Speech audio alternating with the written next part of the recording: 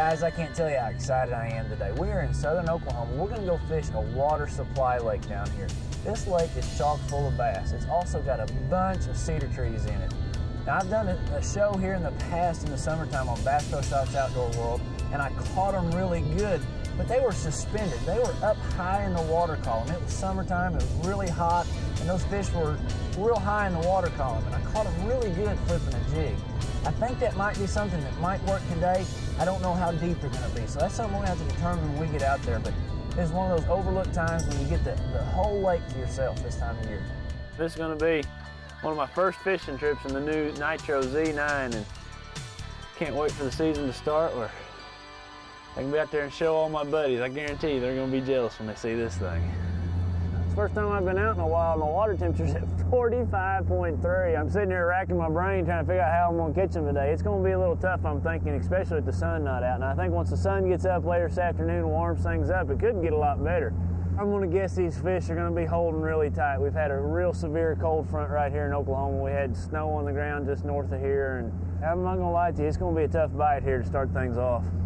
It's a little colder right here. That's right where it changes. A lot of times that's where I start my fishing, is right where it starts to change from real cold water to the warmer water. A lot of times those fish will congregate right there. So I'm going to shut it off and we're going to start right here.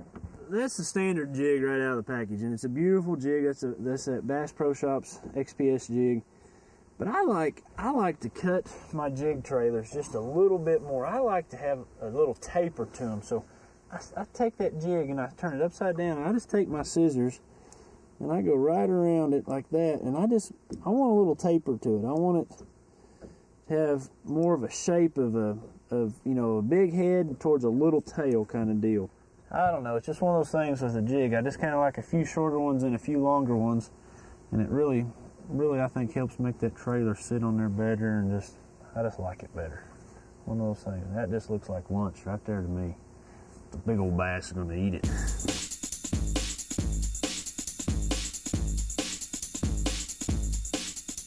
Anytime you're unfamiliar, you hadn't been out there, you just got to put your trolling motor down and start finding. I put the trolling motor down and I started working my way out of that creek. And I knew they had to be somewhere from the back of that creek to the front of that creek, somewhere in the middle.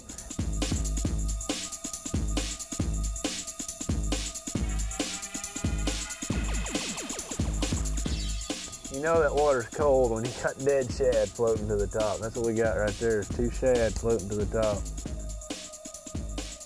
Anytime you're going out there fishing, especially in the wintertime, those fish are going to pull out and relate to creek channels, and that's what I was doing. I didn't spend any time up on the flats. That water temperature told me all I needed to know. Being 45 degrees, they weren't going to move up into that shallower water.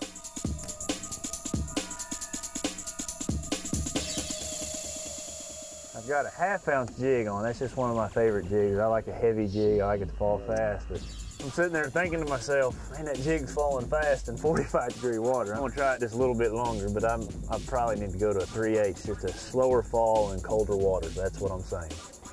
Right here's the 1/2 ounce jig, and this is a 3/8. You know, it just seems more natural. Everything in this colder water is moving slower. You know, a fast jig going by, that doesn't seem natural in 45-degree water. So I want something falling a little slower, moving a little slower. You know, the metabolisms of the fish and the bait fish and the crawdads and everything is a lot slower in colder water.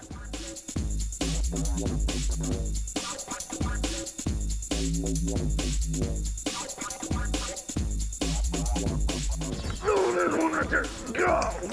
Please stay on there. Come here. Holy smokes. Man, I flipped that jig in there. Yeah, well, here. Oh, open your mouth. Looky there. Man, that's a nice one. Oh, that fish is so cold. I wish you guys at home could feel how cold that fish is. She feels like ice. Man, that's a good one, though. Thank you, girl.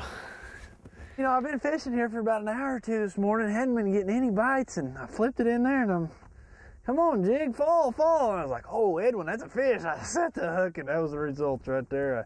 It's really important to watch your line. You know, most of the time that jig's falling straight down through those trees, and that time it didn't fall, and that's when you need to be paying attention. Do a little better job paying attention than I did. I was trying to shake it some more to get it to fall down, but that was what we're after right there. you know, I caught that first fish right there, and I was shocked at how shallow that was. I flipped my jig in that tree, and I expected that jig to go to the bottom, and I'd get the bite at the bottom. That thing stopped and went about 4 or 5 foot down, and it stopped. I mean, when it stops, it's one or two things. It's either the tree, or in this case, it was a fish. Oh, man. That fish clogged me. Stay on it. Oh, that's a pretty one, isn't it? Come here, sweetie. Come here, sweetie. Oh, come here, come here, come here, come here. I got you. Woo! Hey, that fish wasn't down very far either. I was sitting there, I'm shocked, I guess, is why I keep saying that. I'm shocked that they're not deeper. As cold as this water is, man, that's a pretty fish. Doesn't get any better than that right there. Thank you, girl. Hey, we might have figured something out there. You know, that's 2 trees right in a row. Black blue jig, cloudy days. Now, I just think that black blue, I think it just shows up better on cloudy days in this clear water. Just something to keep in mind. It's really important when you're flipping these trees to get it in on the base. Both those last 2 fish came on the base of the tree. I just think that fish feels more secure up in that big base, you know, amongst all those branches. They probably sit right next to it.